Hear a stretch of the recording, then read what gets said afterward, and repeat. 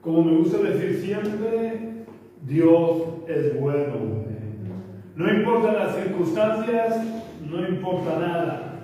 Dios es bueno siempre. Pase lo que pase, ocurra lo que ocurra, sean las circunstancias que sean las que tengamos que vivir, Dios es bueno. Así que vamos a orar y vamos a presentar la palabra del Señor en oración. Señor, queremos darte muchas gracias un día más por poder estar delante de tu presencia, porque nos has dado el gran privilegio de haberte conocido, de poder estar aquí, Señor, para alabarte, para adorarte, para bendecir tu nombre y para oír tu voz. Yo te pido, Padre, que tú puedas hablarnos a cada uno de nosotros. Oh Dios, que tú puedas usarte de mí en esta mañana para ser el portador de tu palabra. Oh Dios, vivifica tu palabra, que tu palabra pueda realizar la obra para la cual tú la envías, oh Dios, y que todos aquellos que escuchen esta palabra puedan ser tocados por el poder de tu Espíritu, Señor, en el nombre de Jesús. Amén.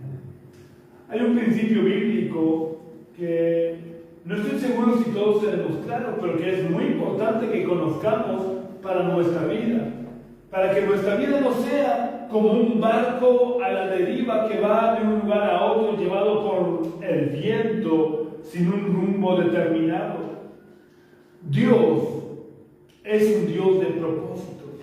Este es un principio fundamental en la palabra de Dios. Dios es un Dios de pactos, es un Dios de propósitos, es un Dios que siempre obra de acuerdo a su perfecto plan de amor hacia la humanidad. Dios no deja nunca nada al azar. Por eso los cristianos, ahora que se acercan las fechas, lo digo, no es muy recomendable que juguemos a la lotería. Con eso no estoy condenando a nadie. Si juegas a la lotería tampoco te estoy condenando. Simplemente digo que no es muy recomendable porque Dios no es un Dios de azar. Y Dios, si quiere que tengamos dinero, usará otros medios. Pero debemos de tener claro que nuestro Dios es un Dios de propósitos. No deja nada al azar. Por lo que nosotros no deberíamos de vivir dejando pasar el tiempo y ya está, sobreviviendo un día tras otro, como si nuestra meta no fuera más que el llegar al día siguiente. Y el día siguiente llegar al siguiente e ir sobreviviendo un día más, una semana más, un mes más, y que los años vayan pasando y llegar al final de nuestra vida sin haber cumplido el plan y el propósito de Dios para nuestra vida. Que los inconversos vivan de esta manera es normal. Ellos no conocen al Dios que tiene un plan y un propósito para sus vidas, aunque ellos no lo sepan. Pero Dios tiene un plan y un propósito de bendición para cada uno de los seres humanos. Nosotros que hemos conocido a Dios, debemos de vivir procurando que el propósito de Dios para nuestra vida se cumpla. Porque vivir según el propósito de Dios es lo mejor que nos puede pasar. Hoy en día se busca mucho la felicidad, alcanzar la felicidad, y la felicidad se convierte en la meta de la mayoría de las personas. Pero la felicidad no llega. Parece que la felicidad huye de las personas porque cada vez que parece que hemos alcanzado la felicidad ocurre algo que nos roba la felicidad. Y eso es así. Porque solo cumpliendo el propósito de Dios en nuestra vida seremos verdaderamente felices. Dado que si no vivimos cumpliendo el propósito de Dios en nuestra vida, tendremos siempre un sentimiento interno de frustración, porque fuimos creados para cumplir el propósito de Dios. Vamos a ver en el libro del Éxodo, capítulo 5, versículo 1, como Dios siempre tiene un propósito para todo lo que hace y para cada situación en la que nos encontremos y debamos de vivir. Leemos Éxodo capítulo 5, versículo 1, donde nos relata que después Moisés y Aarón entraron en la presencia del faraón y le dijeron: Jehová, el Dios de Israel dice así: deja ir a mi pueblo para que me celebre una fiesta en el desierto. Dios siempre tiene un propósito cuando hace algo. Dios no deja nada a la improvisación. Dios quiere sacar a su pueblo de Egipto para liberarlo de la esclavitud. Pero no para liberarlo y ya está. Lo quiere sacar con un propósito, con el propósito de que le hiciera fiesta en el desierto. Si nos remontamos un poquito en el tiempo y nos fijamos en la conversación que Dios mantiene con Moisés desde la zarza, veremos que el propósito que Dios le dice a Moisés que debe de transmitirle al faraón es que dejara ir a su pueblo para que lo sirviera en el desierto. Dios no iba a sacar a Israel de Egipto por sacarlo y ya está. Dios no iba a sacarlo para dejarlo en el desierto, para que se convirtiera en un pueblo libre, en una nación, estado libre y ya está. Dios quería sacar a Israel de Egipto para que le sirviera, para que cumpliera sus propósitos, entre los que podemos destacar tres, que como veremos luego son tres propósitos paralelos o análogos a los propósitos que Dios tiene para cada uno de nosotros. El primer propósito que Dios tenía para Israel es que Dios quería que Israel se convirtiera en un testimonio vivo de la existencia del único Dios verdadero, creador de los cielos y de la tierra, ya que todos los pueblos eran adoradores de ídolos. Habían convertido en estatuas, en monumentos, en sus dioses.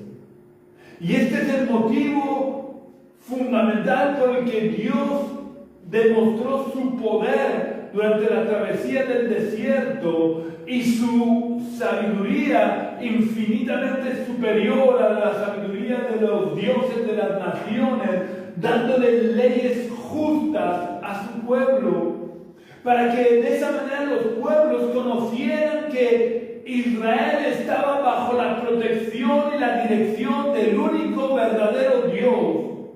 Como ejemplo vamos a leer en Josué capítulo 2, versículos 8 al 11, donde se nos relata la conversación entre Rahab, habitante de Jericó, y los espías enviados por Josué para reconocer la tierra de Jericó.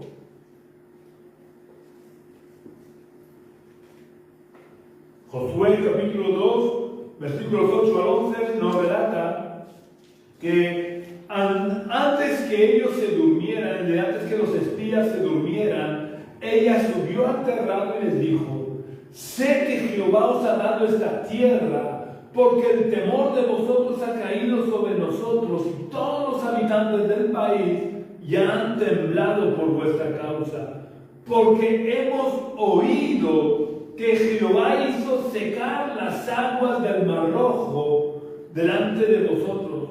Quiero decir que desde el Mar Rojo hasta la ciudad de Jericó hay unos cuantos kilómetros, y no habiendo periodistas ni medios de comunicación, pues no era fácil. Pero el caso es que los habitantes de Jericó habían oído que Jehová hizo secar las aguas del Mar Rojo delante de vosotros cuando salisteis de Egipto, y también lo que habéis hecho con los dos reyes de los amorreos que estaban al otro lado del Jordán, con Sehón y con Og, a los cuales habéis destruido. Al oír esto, ha desfallecido nuestro corazón, y no ha quedado hombre alguno con ánimo para resistiros, porque Jehová vuestro Dios es Dios arriba en los cielos y abajo en la tierra. Esto era el propósito de Dios al sacar a su pueblo de Egipto, que en todas las naciones supieran que Dios, el Dios de Israel, es Dios arriba en los cielos y abajo en la tierra. Como os decía, aunque en aquellos tiempos no existían los medios de comunicación masivos como hay hoy en día, conforme Israel avanzaba por el desierto, los pueblos iban conociendo el poder de Dios, haciendo milagros para proteger a su pueblo, e iban teniendo temor de Israel y sobre todo temor del Dios de Israel, porque ninguno de los dioses de las naciones era capaz de hacer las maravillas que Jehová, el Dios de Israel, había hecho a lo largo de toda la travesía del desierto. El segundo propósito que Dios tenía al sacar a Israel de Egipto era que Israel conquistara la tierra prometida. Como he dicho antes, Dios no sacó a Israel de Egipto para dejarlo a su suerte en el desierto, ni para que simplemente se convirtieran en una nación más entre las demás naciones de la tierra. Dios sacó a Israel de Egipto para que conquistaran la promesa que varios siglos antes Dios le había hecho a Abraham, de que sus descendientes poseerían la tierra de Canaán. Y además, al conquistar la tierra de Canaán, Israel se convertía en el brazo ejecutor de la justicia de Dios para castigar la maldad de todos los pueblos que habitaban en Canaán. Dios tiene mucha paciencia y Dios soporta con paciencia el pecado y al pecador. Lo podemos ver hoy en día, cómo la paciencia de Dios está prolongándose a pesar de la multitud de leyes que están haciendo en contra de la ley de Dios. Y a pesar de ver cómo los pueblos se rebelan contra Dios, practicando todo tipo de perversión y de maldad. Pero la paciencia de Dios tiene un límite. Y podemos ver cómo Dios avisa a Abraham de que llegaría el día que su paciencia con los pueblos de Canaán llegaría a su fin y usaría su descendencia para ejecutar su justicia sobre esos pueblos y castigarlos.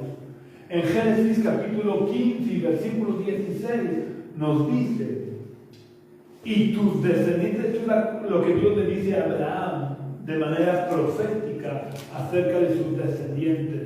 Le dice: y tus descendientes volverán acá. Abraham estaba en ese momento en Canaán.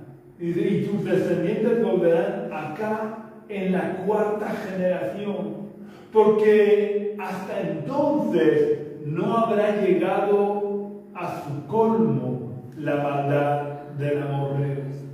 Vemos como Dios le profetiza a Abraham que sus descendientes serían esclavos en Egipto, hasta que la maldad del amorreo que representaba a todos los pueblos cananitas llegara al límite de lo que Dios podía soportar. Y luego sacaría a Israel de Egipto, y a través de ellos Dios ejecutaría sus juicios sobre estas naciones. El tercer propósito que Dios tenía al sacar a Israel de Egipto era que Israel se convirtiera en la nación a través de la cual el Salvador del mundo pudiera nacer. Y de esta manera se cumpliera la promesa más importante que Dios le había dado a Abraham. Esta promesa se encuentra en el capítulo 12 del libro del Génesis, en los versículos 2 y 3, capítulo 12, versículos 2 y 3, donde Dios le dice a Abraham: haré de ti una nación grande, te bendeciré, engrandeceré tu nombre y serás bendición. Bendeciré a todos los que te bendigan y a los que te maldigan maldeciré. Y esto sigue siendo una promesa que se sigue cumpliendo. Y esto algunos gobernantes políticos de las naciones deberían de tener en cuenta, que Dios anuncia a Abraham y la promesa de Dios a Abraham no se ha acabado. Dice: bendeciré a los que te bendigan y a los que te maldigan maldeciré. Pero lo que quiero recalcar es el final que dice: y serán benditas en ti todas las familias de la tierra. Quiero recalcar y destacar el final de este versículo donde Dios le dice a Abraham: y serán benditas en ti todas las familias de la tierra. Hemos visto como Dios tenía propósitos definidos y concretos con su pueblo. Repito, Dios no deja nada al azar. Y esto es así desde el principio, porque Dios no se vio sorprendido como quizás algunos puedan pensar. Dios no se vio sorprendido por el pecado de Adán y Eva. Y luego a lo largo de la historia fue improvisando un plan de salvación. Dios, por su conocimiento anticipado de las cosas, sabía que Adán y Eva iban a pecar. No porque Él los creara para que pecaran, sino porque Dios es omnisciente, es decir, todo lo sabe. Así que como sabía de su caída, antes de crearlos, ya planificó cómo los podría salvar. Porque si no hubiera habido forma de salvar a la humanidad, Dios no nos hubiera creado. Porque Él nos amó desde la eternidad, como Él mismo dice a través del profeta Jeremías. En la segunda parte del profeta que se encuentra en Jeremías 31:3, donde Dios le dice a Jeremías: con amor eterno te he amado, por eso te prolongué mi misericordia. Y estas palabras no eran solamente para Jeremías. Dios nos ha amado con amor eterno. En la eternidad Dios ya nos conocía a ti y a mí, y nos había amado y nos había prolongado su misericordia. Por eso en la eternidad, antes de la creación de Adán y Eva, Dios ya planificó todo lo concerniente al plan de salvación, para que cuando Adán y Eva pecaran no tuviera que ir improvisando, sino que ya estuviera todo preparado para que pudiéramos salvarnos. Al tener ya claro el plan de salvación, nada más el pecado entró en el ser humano, Dios ya pudo anticipar cuál sería ese plan de salvación, y fue dejando rastros de ese plan de salvación a lo largo de toda la historia, desde el jardín del Edén hasta Jesucristo.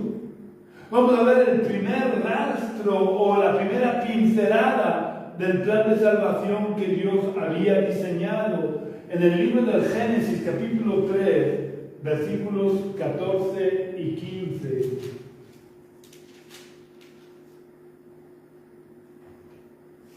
En estos versículos Dios le está hablando a la serpiente. Y dice Génesis 3, 14, 15: y Jehová Dios dijo a la serpiente: por cuanto esto hiciste, maldita serás entre las bestias y entre todos los animales del campo. Sobre tu vientre te arrastrarás y polvo comerás todos los días de tu vida. Pondré enemistad, y eso es lo que quiero resaltar, le dice: pondré enemistad entre ti y la mujer, y entre tu simiente y la simiente suya. Esta te herirá en la cabeza y tú le herirás en el talón. Cuando Dios le dice a la serpiente que un descendiente de la mujer le heriría en la cabeza, este era el primer anuncio de que el Mesías o el Cristo sería el descendiente de la mujer, es decir, Dios no aparecería, o el Mesías no aparecería por arte de magia o como un rayo que desciende del cielo, sino que sería un descendiente de la mujer, es decir, sería un ser humano. Dios anuncia que un descendiente de la mujer le heriría en la cabeza, es decir, lo despojaría de su poder, de su autoridad sobre la humanidad. También anuncia el sufrimiento del Mesías, porque dice que la serpiente le heriría en el talón. Y todos sabemos que la mordedura de la serpiente es muy dolorosa y en muchos casos es mortal. A partir de este momento, a lo largo de toda la historia del Antiguo Testamento, Dios va revelando claramente su plan. Como Dios es Señor de la historia, y a pesar de las desobediencias de su pueblo, Él llevó y guió a su pueblo a través de la historia para que, llegado el momento oportuno, Dios cumpliera su propósito de salvación y llevara a cabo su plan para salvar la humanidad.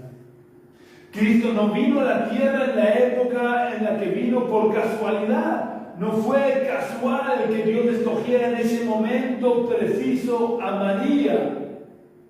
Dios, durante 400 años de silencio en el que no habló a su pueblo, fue preparando toda la humanidad como se prepara en el teatro cuando se baja el telón, se prepara todo el escenario para que cuando se suba al telón esté todo preparado para realizar la obra. De esa manera, durante esos 400 años de silencio, es como si el telón, Dios hubiera bajado el telón para ir preparando los hilos de la historia y preparar todo el mapa de Canaán, de Europa, de África, del mundo conocido, para que el Mesías naciera en el momento más oportuno, en el momento preciso que debía de nacer.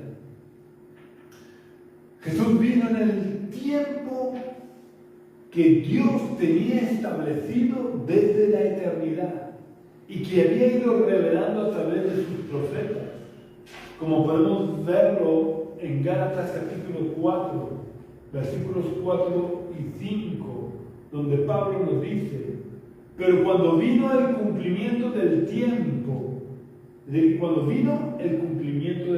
no antes ni después, en el momento exacto, cuando vino el cumplimiento del tiempo, Dios envió a su Hijo, nacido de mujer, en cumplimiento de que sería un descendiente de la mujer, y nacido bajo la ley, para redimir a los que están bajo la ley, a fin de que recibiéramos la adopción de hijos.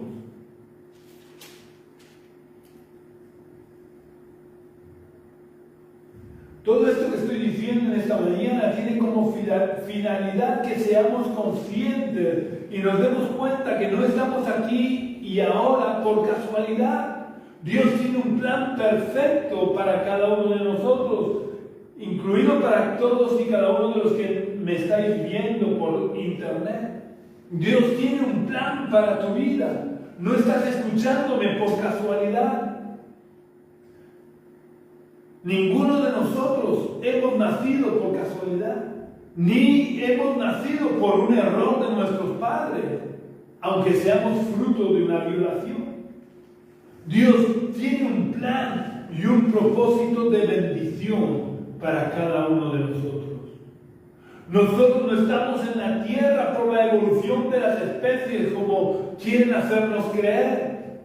Estamos en la tierra porque Dios nos ha creado con un propósito. Y nada de lo que nos ocurre es por casualidad. Dios nos está guiando a lo largo de toda nuestra vida, aunque no nos demos cuenta, para que cumplamos principalmente 3 propósitos, que como decía antes, son paralelos o análogos a los propósitos que Dios tuvo cuando sacó a Israel de Egipto. Estos 3 propósitos son, en primer lugar, que seamos salvos. Eso es lo más importante para Dios, porque como dice Dios a través del profeta Ezequiel, Dios no quiere la muerte del impío. Lo que Dios quiere es que todos vengan al arrepentimiento. Dios quiere que le conozcamos de verdad y de esa manera podamos pasar a formar parte de la familia de Dios. Leamos lo que dice Juan en el primer capítulo de su Evangelio, en el versículo 12. Juan 1:12 dice: mas a todos los que le recibieron, a quienes creen en su nombre, les dio potestad de ser hechos hijos de Dios. Dios quiere que seamos hechos hijos suyos. Dios quiere que seamos parte de su familia, que disfrutemos de los beneficios de vivir en la casa del Padre, donde vamos a tener protección, donde vamos a tener el alimento necesario, donde todas nuestras necesidades van a ser cubiertas, tanto las físicas como las emocionales y las espirituales. El segundo propósito que Dios tiene para cada uno de nosotros es que seamos testigos suyos. Porque la única forma de que las almas se salven y la familia de Dios crezca es que haya quien les predique. Y esta es nuestra responsabilidad y nuestro privilegio, dar a los hijos de Dios. Y para que podamos ser padres y madres espirituales, Dios nos capacita con su Espíritu para que no tengamos excusas delante de Él, de que no sabemos hablar.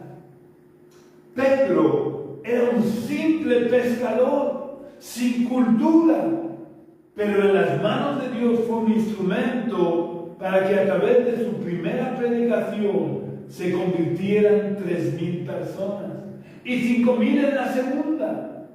Pero para que podamos ser instrumentos útiles, necesitamos estar llenos del Espíritu Santo y dejar a un lado todos nuestros prejuicios, nuestros complejos, nuestros argumentos y nuestras excusas. Solo tenemos que hacer como el profeta Isaías, que dijo: heme aquí, envíame a mí. Vamos a ver dos pasajes que demuestran claramente que este es uno de los propósitos fundamentales de Dios para cada uno de nosotros. El primero se encuentra en el libro de los Hechos, capítulo 1 y versículo 8, y el segundo está en la primera carta del apóstol Pedro, capítulo 2 y versículo 9. Vamos a leer lo que Jesús dice en Hechos, capítulo 1 y versículo 8, donde podemos leer lo que Jesús le dice a sus discípulos, no a sus 12 apóstoles, a sus discípulos. Les dice: pero recibiréis poder cuando haya venido sobre vosotros el Espíritu Santo, y me seréis testigos en Jerusalén, en toda Judea, en Samaria y hasta lo último de la tierra. Y Pedro dice en su primera carta, capítulo 2, versículo 9, pero vosotros sois linaje escogido, real sacerdocio, nación santa, pueblo adquirido por Dios, para que anunciéis las virtudes de aquel que os llamó de las tinieblas a su luz admirable. Vemos como en ninguno de estos dos versículos se hace una distinción entre unos cristianos y otros. Para ser testigos de Jesús no se necesita ningún cargo. Todos, absolutamente todos los cristianos somos llamados a ser testigos de Cristo, porque todos formamos parte de su nación santa. Todos hemos sido adquiridos por igual por la sangre de Cristo. La misión de anunciar el Evangelio a los perdidos no está reservada solo a unos cuantos. Todos tenemos la obligación y el deber delante de Dios de cumplir con esta misión que Dios nos ha encomendado.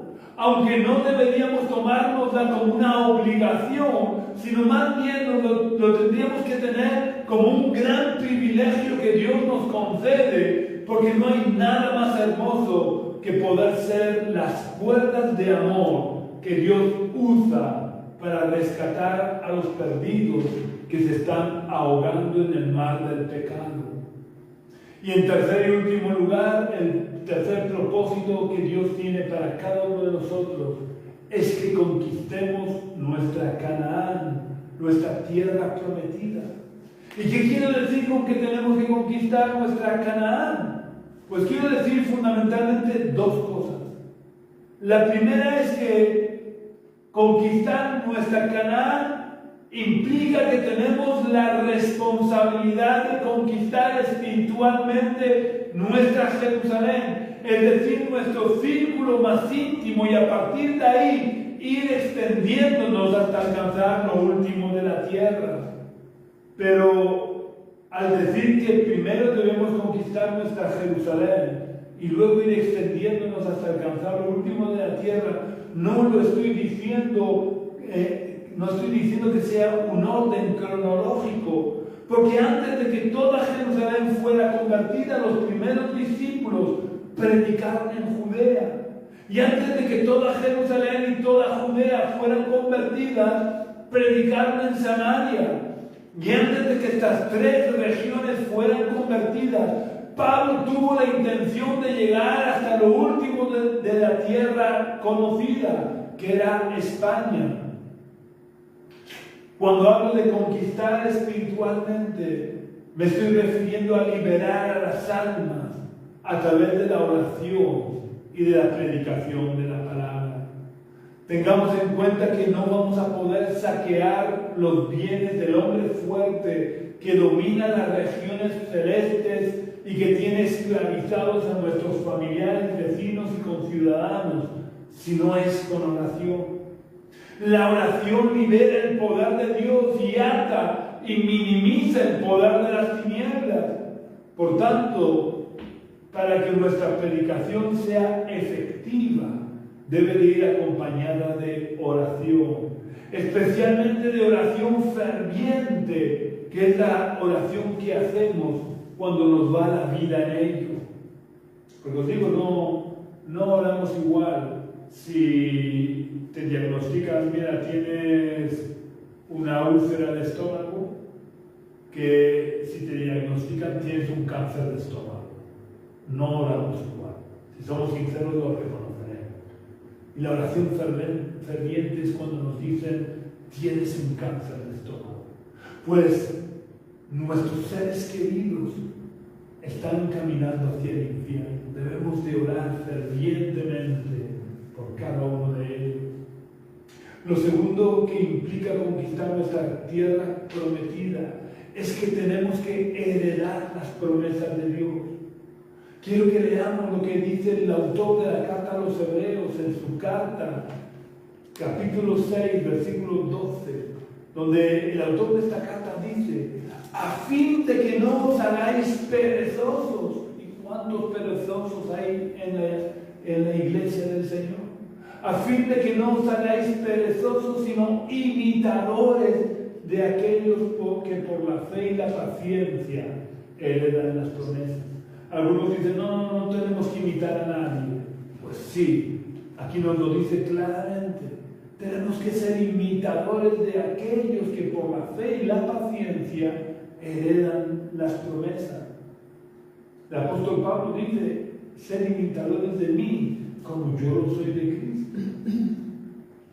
Esto de que por la fe y la paciencia tenemos que heredar las promesas no significa que un día que no tenga nada que hacer diga, hoy, como estoy aburrido, voy a distraerme jugando con serpientes venenosas y no me va a pasar nada, porque Marcos 16, 18 dice que tomaremos en las manos serpientes, o porque Pablo, estando en la isla de Malta, le mordió una víbora y se la sacudió y no le pasó nada.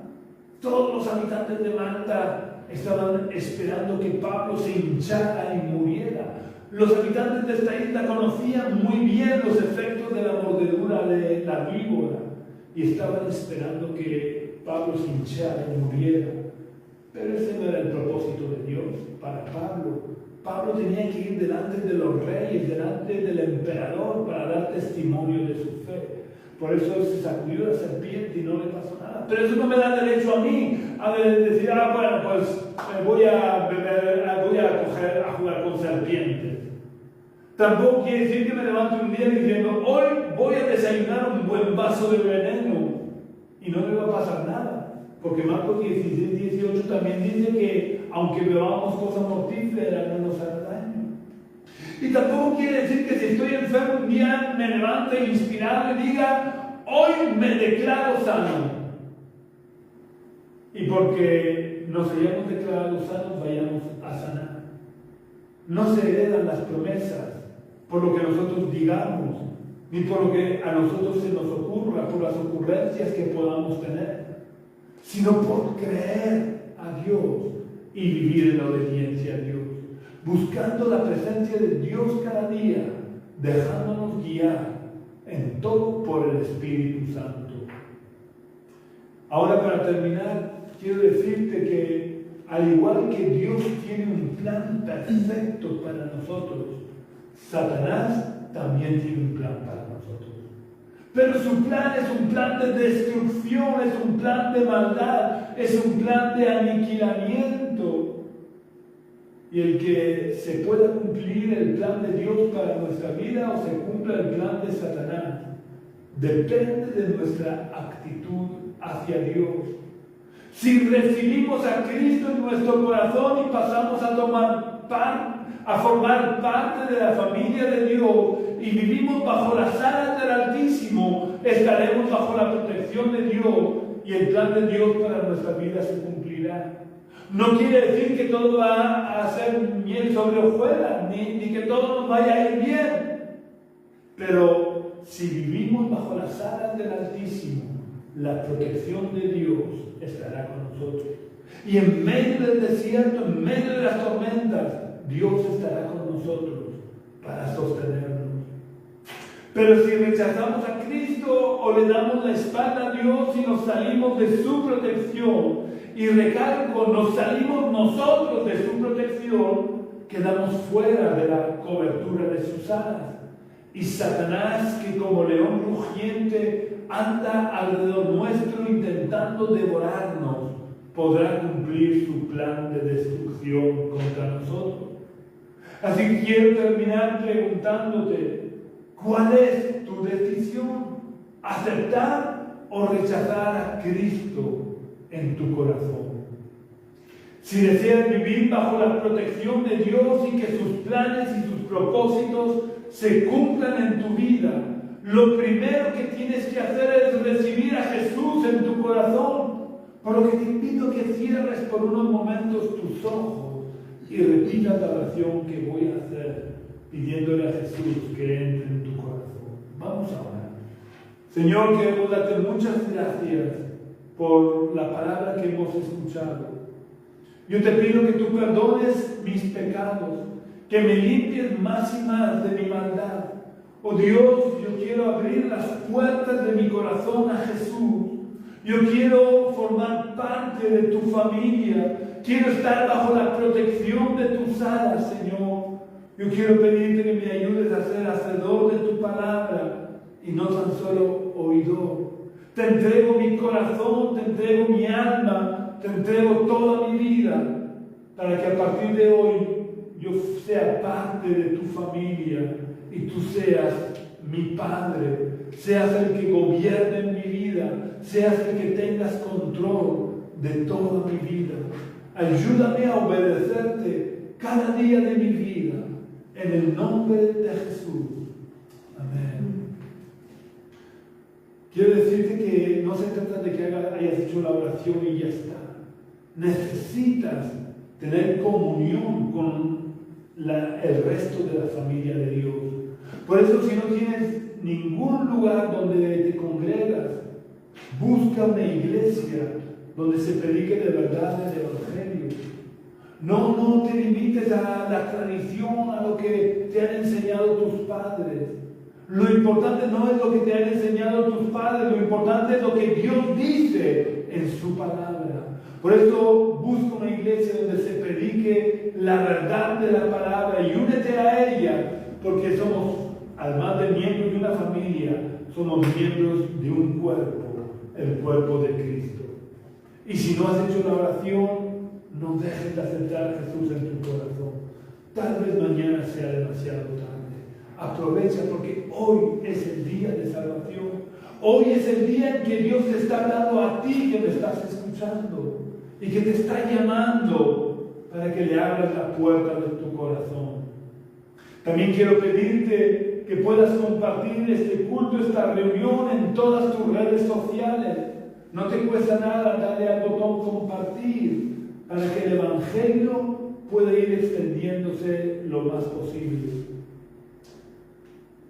Si queréis contactar con nosotros, si queréis venir a tener una reunión presencial con nosotros, podéis venir a la calle Río Júcar, número 19, bajo del barrio de los Dolores de Cartagena. Los domingos a las 11 de la mañana es cuando tenemos nuestro culto presencial.